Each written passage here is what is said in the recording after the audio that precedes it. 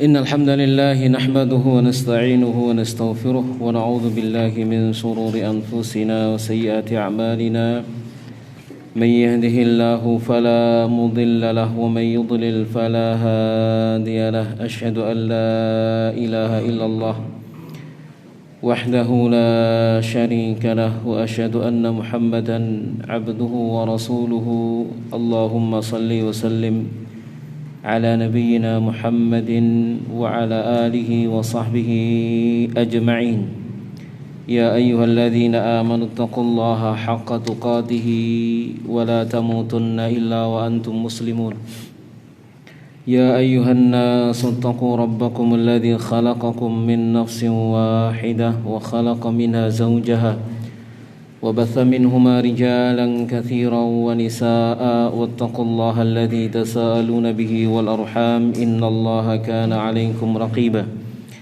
أما بعد فإن أصدق الحديث كتاب الله وخير الهدي هدي محمد صلى الله عليه وعلى آله وسلم وشر الأمور محدثاتها وكل محدثة بدعة وكل بدعة ضلالة وكل ضلالة في النار. Jamaah sekalian rahimani wa rahimakumullahu ta'ala, alhamdulillah, segala puji bagi Allah subhanahu wa ta'ala. Kita bersyukur kepadanya atas segenap limpahan nikmat yang Allah subhanahu wa ta'ala limpahkan kepada kita semuanya.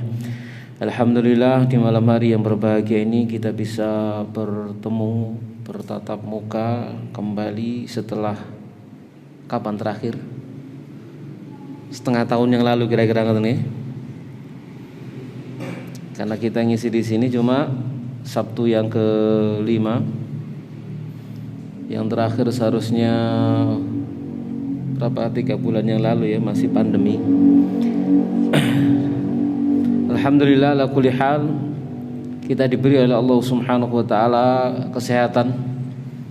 Kita diberi oleh Allah Subhanahu wa taala penjagaan. Kita masih bisa beraktivitas ya, sebagaimana yang dimudahkan oleh Allah Subhanahu wa taala untuk kita. Sementara ada di antara saudara-saudara kita yang mungkin barangkali sekarang masih diberikan ujian oleh Allah Subhanahu wa taala, sakit ya, di rumah-rumah sakit atau di karantina, diisolasi dan lain sebagainya. Maka kita doakan semoga Allah Subhanahu wa taala memberikan kepada mereka kesembuhan.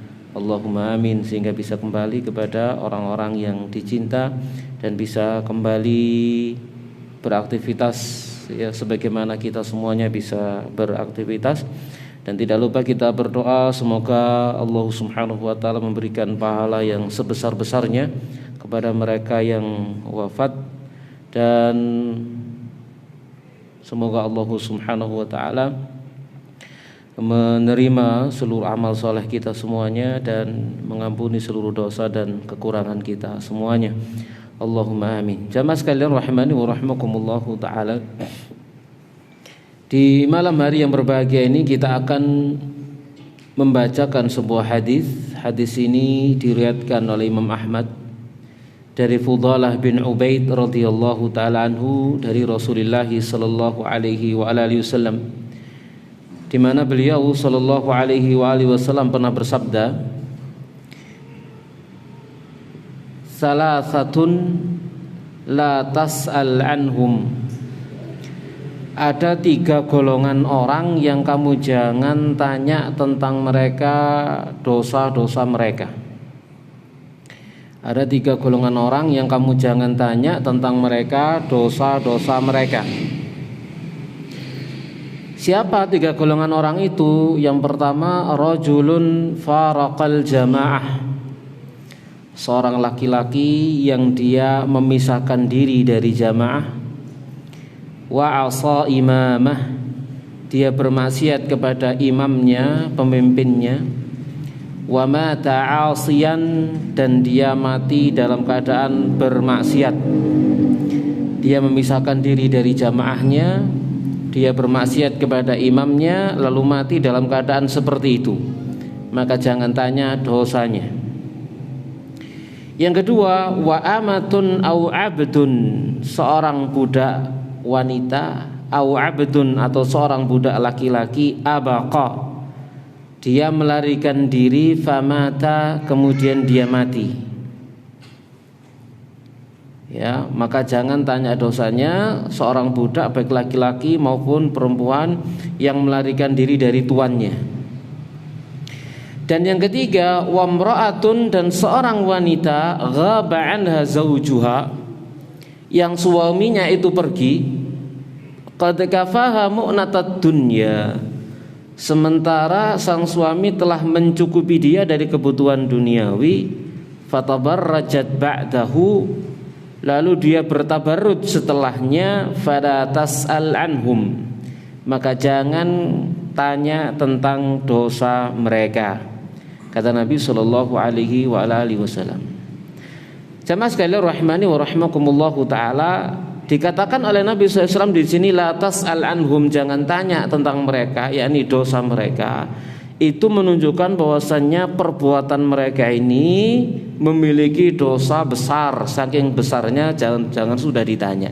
Jangan ditanya dosanya, dan juga jangan ditanya tentang hukuman apa yang nanti akan diberikan oleh Allah Subhanahu wa taala kepada 3 golongan orang ini. Golongan yang pertama, mari kita bahas satu persatu, yaitu seorang yang meninggalkan jamaah, bermaksiat kepada pemimpinnya, lalu mati dalam keadaan bermaksiat kepada pemimpinnya.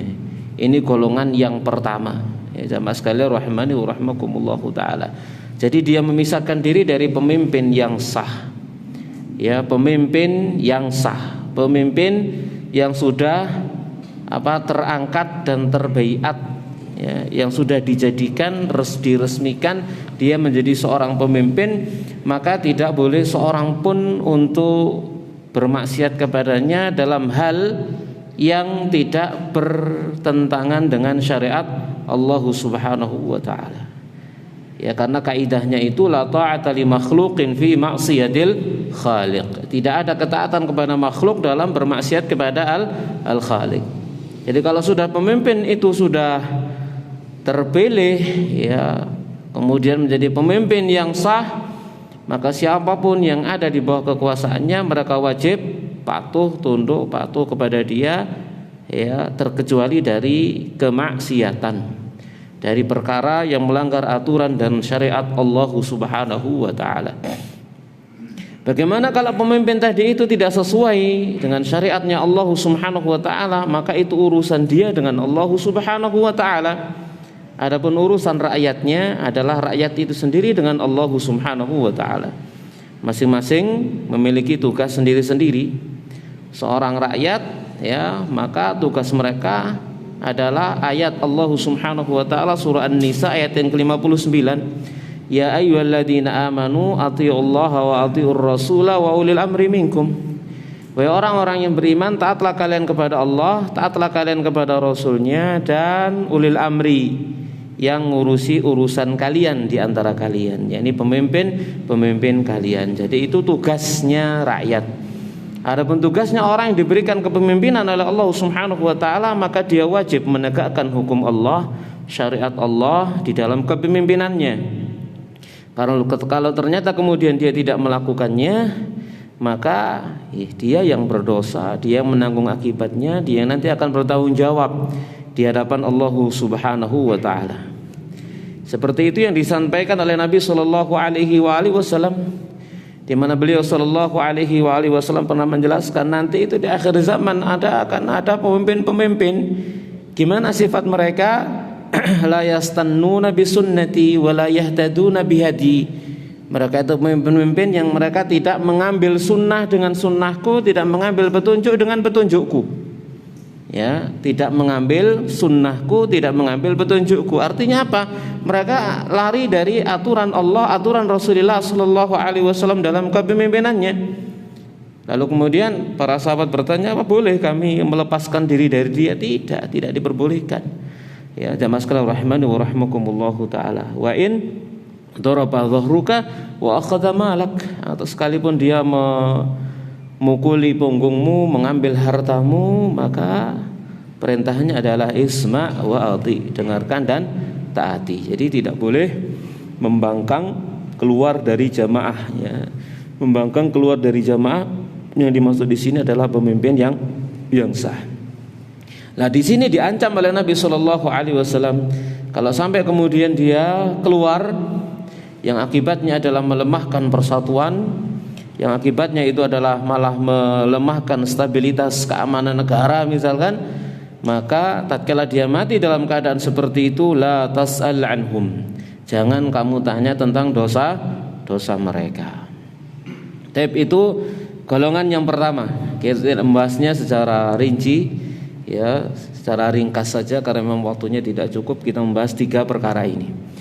Perkara yang kedua, jamaah sekalian rahimani wa rahimakumullah taala, itu golongan yang kedua, orang yang termasuk celaka, yang diancam oleh Nabi sallallahu alaihi wasallam, jangan tanya dosa mereka, saking besarnya dosanya dan saking beratnya nanti hukuman yang akan ditimpakan oleh Allah Subhanahu wa taala kepada mereka, yaitu budak, ya, yang lari dari majikannya, melarikan diri dari majikan. Ya, di zaman kita sekarang tidak ada, namun tetap ilmunya harus tetap kita baca, ya, ilmunya harus tetap kita pelajari, karena di sana ada ilmu, di sana ada keberkahan, dan di sana ada rahmat Allah Subhanahu wa taala yang menunjukkan akan sempurnanya syariat agama Allah Subhanahu wa taala. Disebutkan di dalam sebuah hadis yang lain riwayat Imam Bukhari Muslim, ayyuma rajulin a'taqa imra'an musliman istanqadallahu bikulli udwin minhu minan nar. Ini kaitannya dengan memerdekakan seorang budak. Dalam Islam budak itu diatur, ya, dan dalam Islam budak itu dijadikan sebagai sarana untuk mendapatkan pahala yang besar dari sisi Allah Subhanahu wa taala dengan memerdekakannya. Orang yang merdeka disyariatkan bagi mereka untuk memerdekakan budak, dan disyariatkan bagi budak itu untuk bersabar sampai ada yang memerdekakannya atau sampai dia membuat perjanjian dengan tuannya, aku akan bekerja demikian dan demikian, ya, sebagai gantinya aku akan membeli diriku sendiri, memerdekakanku sendiri. Disebut dengan budak mukatab, yang dia berhak untuk mendapatkan zakat, ya. Kemudian dia diperintahkan oleh tuannya untuk memenuhi perjanjian itu dengan budaknya tersebut. Perhatikan keutamaan memerdekakan budak, jamaah sekalian rahimani wa rahimakumullahu taala. Laki-laki yang mana saja yang dia memerdekakan seorang muslim, budak muslim, dimerdekakan oleh dia, maka istanqadallahu bikulli udwin minhu, Allah akan bebaskan dia dengan setiap anggota badan yang ada pada budak itu minan nar, dari api neraka. Ya, setiap anggota badannya. Sama enggak anggota badannya itu antara tuan dan majikannya? Sami napa? Sama gitu ya, sama-sama manusianya. Maka setiap anggota badan yang dimerdekakan itu menjadikan setiap anggota badan yang memerdekakan itu selamat, terbebaskan, diselamatkan dari api neraka. Itu cuma satu, padahal ya, satu budak. Ya, satu budak dimerdekakan, maka anggota badannya, dirinya, semuanya diselamatkan, bebaskan dari api neraka. Apalagi lebih dari satu. Jamaah sekalian rahimani wa rahimakumullahu taala. Tatkala sekarang tidak ada perbudakan, ternyata Allah Subhanahu wa taala zat yang maha kaya, zat yang maha rahmah, memberikan kepada kita pahala memerdekakan budak dengan amal yang ringan. Di antaranya apa? Berzikir, bertahlil setiap pagi dan sore, la ilaha illallah wahdahu la syarikalah, lahul mulku wa lahul hamdu, yuhyi wa yumitu biyadil khairu wa huwa ala kulli syai'in qadir, dengan menggabungkan seluruh riwayat. Ya, ada yang sahih, ada yang hasan, ada yang dhaif, secara keseluruhan seperti itu maknanya, digabungkan jadi satu, ya, dibaca 10 kali, maka itu seperti memerdekakan seorang budak, ya. Jadi Allah Subhanahu wa taala zat yang maha kaya. Tatkala tidak ada perbudakan, Allah Subhanahu wa taala menyediakan untuk kita pahala yang semisal dengan memerdekakan seorang budak. Ya, bertahlil setiap pagi dengan tahlil tadi itu 10 kali, maka bagi kita pahala seorang budak. Kalau kemudian kita membacanya 100 kali, maka kita seperti memerdekakan berapa budak? 10 budak, kan gitu ya jamaah sekalian rahimani wa rahimakumullahu taala. Semakin banyak berarti semakin besar keutamaan yang diberikan oleh Allah Subhanahu wa taala kepada kita. Namun sekali lagi yang bisa mengamalkan ini hanya mereka yang diberi taufik oleh Allah Subhanahu wa taala. Ya, diberi taufik oleh Allah Subhanahu wa taala ini yang bisa mengamalkannya. Mungkin banyak di antara manusia tidak mengamalkannya, tidak diberi taufik oleh Allah Subhanahu wa taala sehingga tergoda oleh syaitan, habis subuh salat subuh kemudian ngelamun enggak berzikir. Kira-kira begitu kira-kira? Pengalamannya gimana pengalamannya? Habis subuh astagfirullah. Begitu istighfarnya selesai ngelantur ngelamun, mikir opo gitu ya. Ya, yang lain pada pulang, loh aku iki mang maca apa aku gitu ya. Ya. Gitu kira-kira? Pernah seperti itu? Ya, jamaah sekalian rahimani wa rahimakumullahu taala. Ya, itu amalan yang ringan tapi keutamaannya besar. Maka jangan kita lupakan, kita usahakan untuk mengamalkannya. Dan keutamaan yang seperti ini kita hadirkan ya tatkala kita mau mengamalkannya. Ya, jamaah sekalian rahimani wa rahimakumullahu taala. Tapi itu keutamaan dari memerdekakan budak. Ya, bagi yang merdeka. Bagi yang masih dalam keadaan budak harus ingat, harus sabar. Ya, tidak boleh lari dari tuannya. Itu adalah syariat Allah, itu adalah aturan Allah. Kenapa? Karena dia itu sudah jadi hak milik tuannya dengan pembelian. Dia itu sudah jadi barang, gitu ya. Maka harus sabar. Sabar menjadi milik daripada tuannya sampai Allah Subhanahu wa taala memberikan jalan keluar. Di mana riwayat Muslim menyebutkan ayyuma abdin abaqa faqad bari'at minhu dhimmah. Ancaman berat. Budak mana saja yang dia melarikan diri dari tuannya, maka dia telah berlepas diri dari Allah. Allah berlepas diri darinya. Dia tidak ditanggung lagi oleh Allah, tidak ditanggung lagi oleh Islam. Dalam hadis yang lainnya, idza abaqal abdu lam tuqbal lahu salatun. Kalau ada seorang budak melarikan diri, maka tidak ada satu salat pun yang diterima kalau dia salat. Salatnya enggak diterima oleh Allah Subhanahu wa taala. Ya, budak melarikan diri, tidak diterima. Ya, sekalipun dia salat tidak diterima sama Allah Subhanahu wa taala. Sampai kapan? Sampai dia balik pulang kembali menuju tuannya atau majikannya. Oleh karena dalam riwayat yang lainnya juga riwayat Muslim, ayyuma abdin abaqa min mawalihi faqad kafar hatta yarji'a ilaihim. Bahkan dosanya besar sampai disebut kufur, sekalipun kufrun duna kufrin. Budak mana saja yang melarikan diri dari tuan-tuannya, maka sungguh dia telah kufur hingga dia kembali balik kepada tuannya. Ya, jamaah sekalian rahimani wa rahimakumullahu taala. Ada juga riwayat yang lain menjelaskan masalah ini, yakni riwayat Imam At-Tabrani. Ya, di mana Nabi sallallahu alaihi wasallam bersabda, "Itsnatani" atau "Itsnani", dua golongan orang. La tujawizu salatuhuma ru'usahuma. Yang salat keduanya itu tidak akan bisa melampaui kepalanya. Maksudnya apa? Enggak naik sama Allah, enggak naik, enggak diterima oleh Allah Subhanahu wa taala. Ya, hanya di atas kepalanya sini, di kepalanya enggak bisa naik. Enggak diterima oleh Allah Subhanahu wa taala. Ya, tatkala dia salat. Siapa dua golongan orang ini? Abdun abaqa min mawali hatta yarji'a ilaihim. Budak yang lari dari tuannya hingga dia balik menuju tuannya. Dan yang kedua ini ada kaitannya dengan kelompok yang ketiga. Wamra'atun asad zaujaha hatta tarji'a.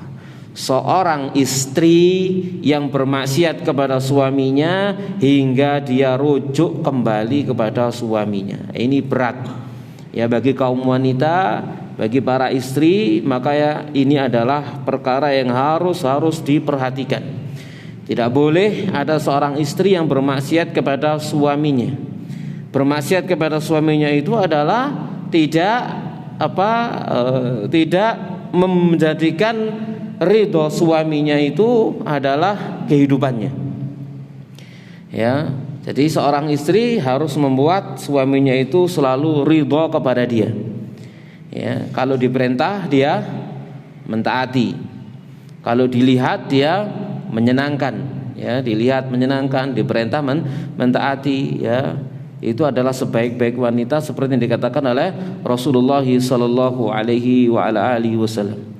Maka kalau ada seorang istri, seorang wanita ya, yang dia membuat murka, marah suaminya, ya, membuat murka, marah suaminya, membuat suaminya tidak ridha, maka tidak ada satu salat pun yang dia kerjakan yang diterima oleh Allah Subhanahu wa taala. Ditolak oleh Allah Subhanahu wa taala. Ya, jamaah sekalian rahimani wa rahimakumullahu taala. Jadi wanita-wanita yang bermaksiat kepada suaminya wajib kembali rujuk kepada suaminya. Tatkala seorang istri misalkan melakukan sesuatu lalu suaminya itu murka, tidak ridha, maka dia harus segera datang kepada suaminya, meletakkan tangannya, kemudian dia memohon maaf, aku tidak akan bisa tidur sampai engkau ridha. Seperti itu. Ya, jamaah sekalian rahimani wa rahimakumullahu taala, ya. Jadi yang seperti ini harus sangat-sangat diperhatikan, ya. Sebagaimana sebaliknya, seorang wanita yang dia taat kepada suami, keutamaannya sangat besar. Setelah sholatnya, setelah puasanya, kemudian taat kepada suaminya, keutamaannya sangat besar. Nabi SAW pernah bersabda, idza shallatil mar'atu khamsaha, jika seorang wanita salat 5 waktunya, wa shamat syahraha, dia puasa di bulan Ramadannya, wa hassanat, dalam riwayat yang lainnya wa hafizat, ya, dia menjaga, melindungi farjaha, kemaluannya. Kemudian apa? Wa ata'at ba'laha, riwayat yang lainnya wa ata'at zaujaha, dia mentaati suaminya, maka dalam satu redaksi wajabat lahul jannah, wajabat lahal jannah, wajib bagi dia masuk surga. Dalam redaksi yang lainnya disebutkan qilalaha, dikatakan kepada dia udkhuli al jannah min ayyi abwabil jannati syi'ti, masuklah kamu ke dalam surga dari pintu-pintu mana saja yang kamu suka. Ya, ini keutamaan wanita yang taat kepada suaminya. Jamaah sekalian rahimani wa rahimakumullahu taala. Jadi sebagaimana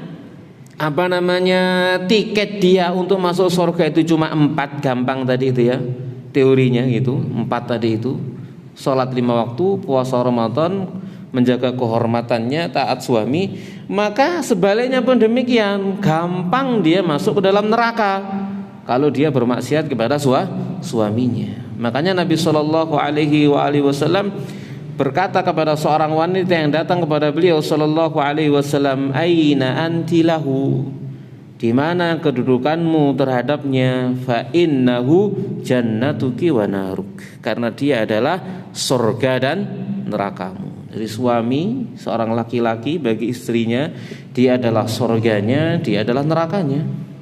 Surganya tatkala dia patuh kepada suaminya, ridha dengan suaminya, sabar dengan suaminya, qanaah dengan suaminya, membuat suaminya senang, membuat suaminya ridha, maka baginya surga. Dan sebaliknya, suaminya akan menjadi menyebabkan dia terjerumus ke dalam neraka tatkala apa? Tatkala dia tidak taat kepada suaminya, tidak patuh kepada suaminya, tidak menyenangkan suaminya, tidak membuat suaminya ridha. Jamaah sekalian rahimani wa rahimakumullahu taala. Namun pembahasan seperti ini ya tidak boleh jadikan senjata oleh para suami. Para suami gitu ya, jangan dalili istrinya gitu, pakai ini, karena itu akan menyakitkan istri. Kira-kira sakit mboten? Ibu-ibu, tatkala tukaran suami ini dalil, ayo memperhati ya, wanita mana saja yang maksiat kepada suaminya gitu ya, tidak akan masuk surga, seperti itu. Kira-kira istri sakit hati nggak kira-kira? Ya. Jadi jamaah rahimani wa rahimakumullahu taala, ini bukan digunakan oleh para suami untuk mendalili istri, tapi ini dibaca oleh istri agar dia berbuat baik kepada suami. Lalu apa yang dibaca oleh suami, oleh kaum laki-laki? Maka yang dibaca adalah khairukum li ahlihi wa ana khairukum li ahli. Sebaik-baik kalian adalah yang terbaik kepada keluarganya, istrinya, dan aku yang terbaik kepada istriku. Nah, yang bacaannya beda gitu ya. Ojo sing diwaca sing ngantemi bojone tok gitu ya. Jangan ya, untuk dirinya. Jamaah sekalian rahimani wa rahimakumullahu taala. Ya la yafruq mu'minun mu'minatan in kariha minha khuluqan radhiya minha khuluqan akhar. Dibaca yang lain. Seorang suami, jangan seorang mukmin itu benci kepada seorang mukminah. Seorang suami enggak suka kepada istrinya semuanya, enggak. Kalau dia enggak suka satu perilaku, dia akan ridho dengan perilaku yang lain gitu. Ya, dicari sisi positifnya, ditutupi sisi negatifnya. Gitu ya. Kalau kemudian istri ya tidak boleh bermaksiat kepada suaminya, dia punya hak, dia punya kewajiban besar kepada suaminya. Sampai dikatakan oleh Nabi Shallallahu Alaihi Wasallam, seandainya pada diri suami itu ada borok bernanah, ya borokan bernanah sekujur tubuhnya dari kepala sampai kakinya, lalu sang istri menjilati nanah borok itu, maka itu masih belum bisa bayar hak suami, kata Nabi Shallallahu Alaihi Wasallam. Maka ingat Allah Subhanahu Wa Taala berfirman, walahunna mithlul ladzi alaihinna bil ma'ruf. Bagi para istri itu ada hak semisal dengan besarnya kewajibannya. Mereka punya hak yang besar. Ya, istri punya kewajiban yang besar kepada suaminya, tapi dia punya hak yang besarnya sama dengan kewajibannya. Dan ini yang harus dibaca oleh para suami. Ya, jamaah sekalian rahimani wa rahimakumullahu taala. Sehingga masing-masing itu menjalankan kewajibannya, bukan masing-masing menuntut haknya. Kalau masing-masing menuntut haknya gak ketemu, tukaran terus. Tapi kalau masing-masing menjalankan kewajibannya, maka akan saling mengalah. Sama sekalian rahimani wa rahimakumullahu taala. Taib itu golongan yang kedua ya. Masih golongan yang kedua yaitu apa tadi? Budak yang melarikan diri dari tuannya. Disusul dengan yang ketiga suami, istri ini. Golongan yang ketiga yang terakhir, sama rahimani wa rahimakumullahu taala, yakni istri seorang wanita yang khianat kepada suaminya. Ya, suaminya pergi, dia bertabarruj. Ya. Suaminya telah mencukupi kehidupannya, dia bertabarruj setelah kepergian suaminya. Dia berkhianat. Di zaman kita saat sekarang ini perkara seperti ini mudah. Melalui medsos, chattingan melalui WA-nya, chattingan melalui FB-nya, Facebook-nya, misalkan gitu ya, dengan laki-laki asing yang bukan mahramnya, duduk sana, duduk kadang, bukan karib, bukan kerabat dari sang istri, ya. Mungkin itu teman SMA-nya, mungkin itu teman kuliah, mungkin itu teman-teman dan lain sebagainya, ya, masa lalunya. Kemudian suaminya nggak ada, dia mulai berselancar di dunia maya seperti itu, ya, berbicara dengan orang-orang yang bukan menjadi mahramnya. Maka ini termasuk pengkhianatan yang dilakukan oleh seorang istri terhadap suaminya. Jamaah sekalian rahimani wa rahimakumullahu taala. Apalagi kemudian mengeksistensikan dirinya, gitu ya. Ya, mengeksiskan dirinya, ya. Ya, dengan foto, selfie dan lain sebagainya. Jamaah sekalian rahimani wa rahimakumullahu taala. Ini diancam dengan ancaman yang besar dari Nabi sallallahu alaihi wasallam, la tas'alanhum. Jangan kalian tanya tentang mereka, dosa-dosa mereka. Ya, kalau kaitannya dengan keluar rumah, Allah Subhanahu wa taala berfirman, wala tabarrajna tabarrujal jahiliyatil ula, dan jangan bertabarut seperti tabarutnya orang-orang jahiliyah yang terdahulu, ya. Bertabarut jamaah sekalian rahimani wa rahimakumullahu taala, intinya itu adalah pamer kecantikan. Intinya itu adalah pamer keindahan tubuhnya, kemolekannya, itu intinya di sana. Ya, pamer dari bagian tubuhnya yang menjadi fitnah bagi kaum laki-laki. Itu intinya di sana. Sama sekali rahimani wa rahimakumullahu taala. Ya, jadi di sana intinya.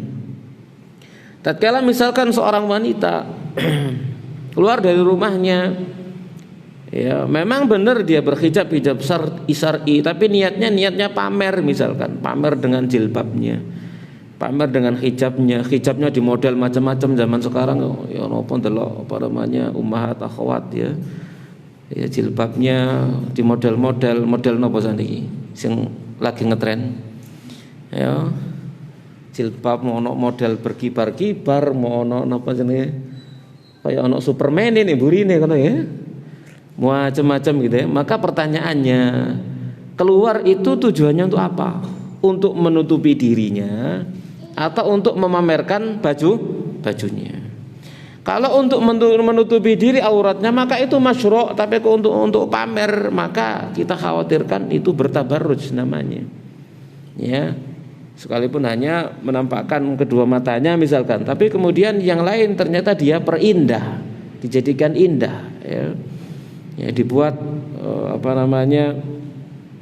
seindah mungkin, sebagus mungkin ya pakaiannya itu. Tatkala dia di luar rumah maka kita khawatirkan jangan-jangan ini niatnya sunnah tak benar ya, niat awalnya adalah ingin menutupi auratnya, kemudian niat yang berikutnya ternyata adalah untuk bertabarruj, pamer dengan dengan kecantikannya ya. Jamaah sekalian rahimani wa rahimakumullahu taala ya.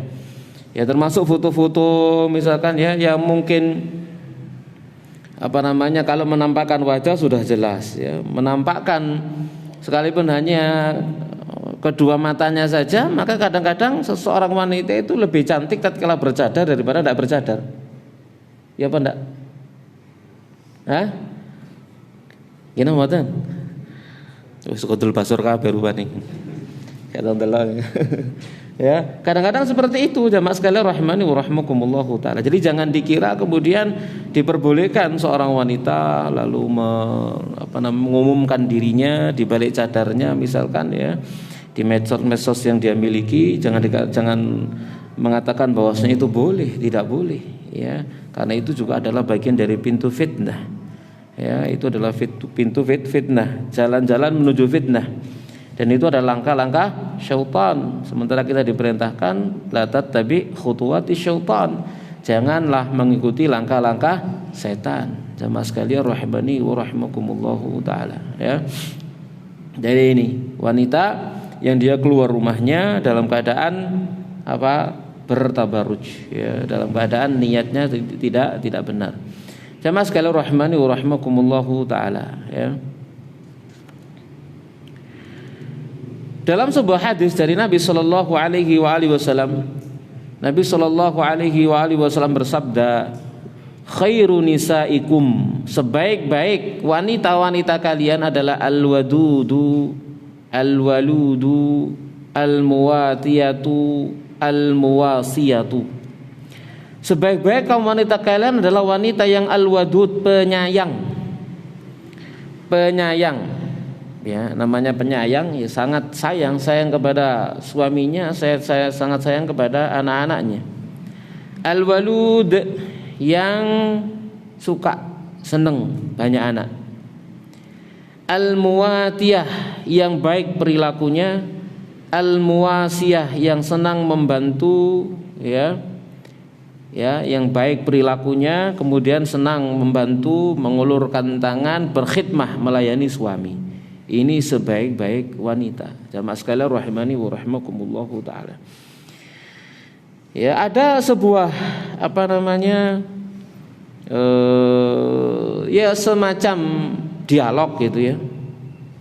Saya pernah mendengar dari rumah saya, dialog dilakukan di suatu masjid tentang hukum wajib dan tidaknya seorang wanita istri melayani suami, berkhidmah kepada suaminya. Saya heran, pembahasan gini aja kok dibahas gitu ya. Dan itu lama nggak selesai, mulai dari sejak zuhur sampai asar baik gitu ya, dialog gitu ya. Yang sana menyampaikan pendapatnya, nggak tahu yang dibaca itu buku apa, kitab apa gitu ya. Nggak mari-mari sampai asar itu. Heran ini. Jamaah sorehmani rahimakumullahu taala. Jadi mereka itu muter-muter membahas tentang bahwasanya istri itu kewajibannya hanya masak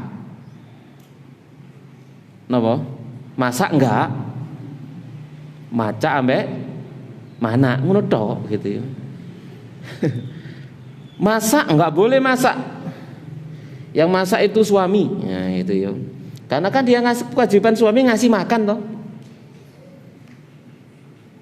Kalau kewajiban suami ngasih makan berarti ya karek nyoh panganen ngono maksudnya. Gitu ya. Berarti gak oleh gitu ya. Suami jadi yang masak itu suami yang masak gitu ya. Karena kewajiban dia ngasih makan gitu ya. Muter-muter kayak gitu ya. Jadi pakai nalar mereka sendiri, logika sendiri, gak mari-mari sampai saya mendengar gergetan dari rumah ini gila apa sih gitu ya. Cukup dengan apa? Perilaku Fatimah radhiyallahu taala anha cukup, selesai seharusnya dengan sirah Nabi sallallahu alaihi wasallam. Dengan sirah ya istri wanita nisa'u ahlil jannah, wanitanya penghuni surga Fatimah radhiyallahu taala anha, sampai tangannya melepuh gara-gara ngurusi apa? Urusan rumah tangga selesai sudah. Gitu ya. Pembahasan dikembalikan ke sana selesai. Itu pembahasan sekian lamanya gak selesai-selesai ya. Muter-muter gak karu-karuan gitu. Asma binti Abi Bakar. Ya jamaah sekalian rahimani wa rahimakumullah taala, sampai nyuwun apa? Keranjang di atas kepalanya. Bahkan ngurusi jaran. Kan gitu ya. Kendaraannya Zubair. Kan gitu ya. Mereka semuanya berkhidmat kepada suami-suami mereka. Sampai Fatimah radhiyallahu taala anha minta kepada Nabi sallallahu alaihi wasallam untuk diberikan pembantu. Dikasih pembantu sama Nabi? Enggak, dikasih zikir, dikasih wirid. Kalau mau tidur subhanallah 33, alhamdulillah 33, Allahu akbar 34, itu lebih baik daripada pembantu. Gitu ya. Minta kepada Nabi sallallahu alaihi wasallam dikasih pembantu karena berat ngurusi rumah tangganya. Ya, giling-giling sendiri ya, dimasak untuk suaminya dan seterusnya. Jamaah sekalian rahimani wa rahimakumullah taala. Jadi itu sudah ya menjadi kebiasaan wanita-wanita salihah ya, berkhidmah kepada suami, melayani suami gitu ya. Khidmah melayani suami itu sudah menjadi tugasnya kaum wanita. Sebaliknya wa syarru nisaikum, seburuk-buruk wanita kalian adalah al-mutabarrijatu, wanita-wanita yang bertabarruj, al-mutakhayyilatu, yang membuat laki-laki itu berkhayal. Bertabarruj lalu membuat laki-laki itu berkhayal, khayali endaniyo kan ngono ya. Ya, wi ngono khayal ya, berkhayal. Maka wahunna, mereka wanita-wanita seperti ini ada al-munafiqat, wanita-wanita munafik, la yadkhulul jannah minhunna, tidak akan masuk surga dari wanita-wanita yang bertabarruj itu illa mithlul ghurabil a'sam, melainkan seperti apa? Gagak-gagak yang bersayap putih. Gagak bersayap putih. Jumlahnya kata napa? Kedik kira-kira? Hah?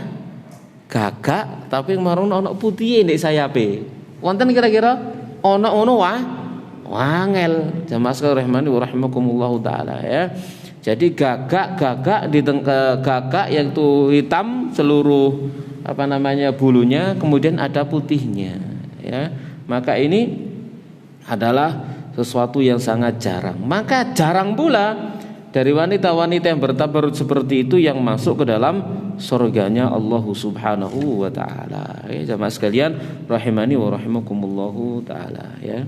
Jadi ini ya 3 golongan orang yang dikatakan oleh Nabi sallallahu alaihi wasallam, la tas'al anhum, jangan tanya tentang mereka, dosa-dosa mereka, karena besarnya dosa mereka dan besarnya hukuman yang nanti akan ditimpakan oleh Allah Subhanahu wa taala kepada mereka.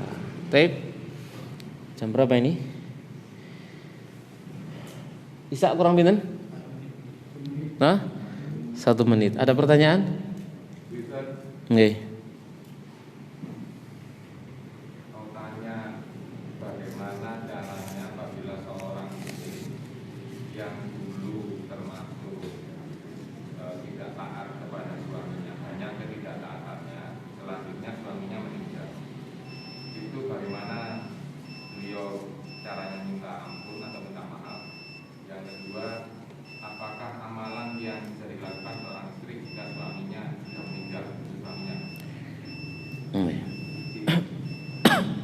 Adzan riyen nggih.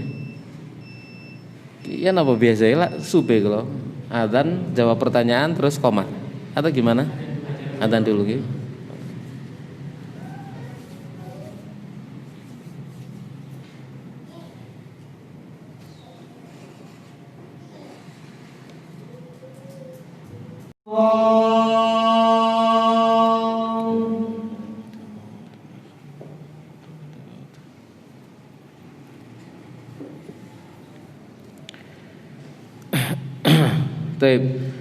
Seorang wanita yang dia tidak taat kepada suami, ternyata kemudian suaminya meninggal dunia, dia belum sempat rujuk atau bertobat kepada Allah Subhanahu wa taala atau bertakwa kepada Allah Subhanahu wa taala terhadap suaminya.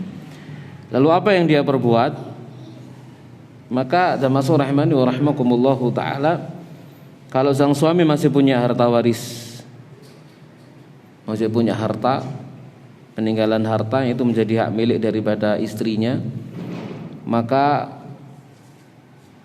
silahkan untuk bersedekah atas nama suaminya. Silakan untuk menginfakkan harta itu untuk suaminya. Ada sebuah kisah seperti ini. Ada seorang bapak dia punya istri dua. Ya, seorang laki-laki punya istri dua, satu di luar negeri, satu di dalam negeri. Ini dia orang luar, ya, orang Timur Tengah. Dia punya istri di sana, lalu punya istri di sini di Indonesia atau di tempat lainnya. Lalu seorang laki-laki ini wafat. Laki-laki ini kemudian wafat. Begitu wafat, berarti ada perhitungan waris yang harus diberikan kepada anak-anaknya dan harus diberikan kepada kedua istrinya. Dan kebetulan dia memiliki anak-anak yang salih dan salihah. Maka istri bapaknya yang di sini di Indonesia, ya, dibawa, dijemput menuju ke sana untuk dihitungkan warisnya, kemudian diberikan kepada dia hak warisnya. Dia mendapat sekian miliar. Lalu bawa pulang. Setelah beberapa waktu lamanya atau beberapa tahun lamanya, anak-anak dari suaminya ini pengen mengunjungi istri bapaknya yang ada di sini. Dikunjungi ke rumahnya, ternyata tidak berubah sama sekali rumahnya, ya seperti rumah itu, tetap tidak berubah apa-apa. Ya, pulang dengan membawa uang yang sekian miliar itu ternyata tidak merubah apapun dari kehidupan si wanita itu. Lalu kemudian ditanya oleh anaknya, oleh anak suaminya ini, dulu dibuat apa uangnya? Lalu dituntun anak-anak suaminya itu dibawa ke satu Islamic Center, lalu ditunjuk. Islamic Center itu ternyata atas nama bapak mereka. Jadi uang yang sekian banyak itu kemarin ternyata dia buat dijadikan sebagai apa? Islamic Center atas nama suaminya. Ini adalah seorang istri yang berbakti, yang berbudi luhur, ya, terhadap harta daripada suaminya, dia infakkan semuanya atas nama daripada suaminya. Maka seperti itu bisa dilakukan oleh seorang istri yang dia merasa bersalah kepada suaminya di masa kehidupannya, ya, tidak membuatnya ridha. Maka ya sepertinya yaitu yang diperbuat, ya.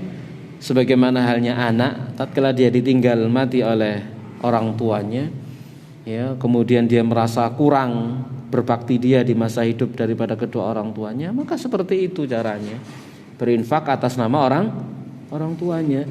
Seorang istri pun demikian, berinfak atas nama suaminya dari harta yang dia miliki atau dari harta suaminya, menjadi amal yang mengalir, ya, menjadi amal jariah yang pahalanya mengalir terus, ya, selama masjid, musalla atau sumur, ya, atau pondok pesantren atau apapun itu tetap digunakan dan dilakukan di sana. Membaca Quran misalkan, tidak ada satu ayat pun melainkan sampai kepada suaminya, ya, yang dibaca, tidak ada satu ayat pun yang dihafalkan, tidak ada pengajian, tidak ada sholat dan lain sebagainya, sampai pahalanya semuanya kepada siapa? Suaminya yang memiliki harta tersebut pada asalnya. Seperti itu diantaranya, ya, sekaligus jawaban itu untuk dua pertanyaan tadi, ya. Komat kurang? 4 menit. Ada pertanyaan lagi? Cekap habis. Dari ibu-ibu, ada pertanyaan ibu? Wow, banyak nyinggung ibu-ibu. Oke. Kenapa? Selain kita berdoa sama tidak meninggalkan jamaah itu apa itu tadi? Poin pertama, tidak meninggalkan jamaah. Tidak meninggalkan jamaah kepada pemimpin yang sah, pemerintah yang sah, tidak memberontak ya. Itu dimaksud. Tidak memberontak ini kepada pemimpin yang sah. Ya. Yang dikatakan oleh Nabi sallallahu alaihi wasallam ya, tatkala para sahabat bertanya apakah boleh kami mencabut baiat, maka Nabi mengatakan tidak. Ma shallu, selagi mereka masih salat ya, atau selagi mereka melakukan tindakan kekufuran yang jelas ya, kufran bawahan minallahi lakum burhan. Ada kufur yang jelas, yang ada bukti untuk kalian dari sisi Allah Subhanahu wa taala. Dan sampai dikatakan pemimpin-pemimpin yang kita tidak boleh memberontak kepada mereka, yaitu bahkan sampai kepada mereka yang la yastannuna bi sunnati wa la yahtaduna bi hadi qulubuhum qulubus syaitan fi jusmanil ins. Ya, mereka tidak mengambil sunnahku, mereka tidak mengambil petunjukku, hati mereka seperti hatinya setan di tubuhnya manusia. Ya, sampai seperti itu. Ya, kenapa? Itu dalam rangka untuk menjaga apa? Stabilitas keamanan, menjaga ketentraman. Harus bersabar. Kalau sudah tidak bersabar, kemudian stabilitas tidak terjaga, maka terjadilah apa yang terjadi. Kalau sudah tersulut maka sulit untuk dipadamkan, seperti yang terjadi di negeri-negeri yang lain. Jelas ya? Nah. Cukup kira-kira seperti itu apa yang bisa kita sampaikan. Ya, sebenarnya kajian kita ini kajian kitab sebenarnya ya, kita ambil dari kitab Sulasiyat Nabawiyah, kumpulan hadis sulasi Nabi sallallahu alaihi wasallam. Ada 120 hadis, ya, tadi itu hadis yang ke-7 ya. Demikian jamaah sekalian rahimani wa rahimakumullah taala, kita akhiri wa sallallahu nabiyana Muhammadin wa ala alihi washabihi ajmain. Subhanakallahumma bihamdik asyhadu an la ilaha illa anta astaghfiruka wa atubu ilaik. Wassalamualaikum warahmatullahi wabarakatuh.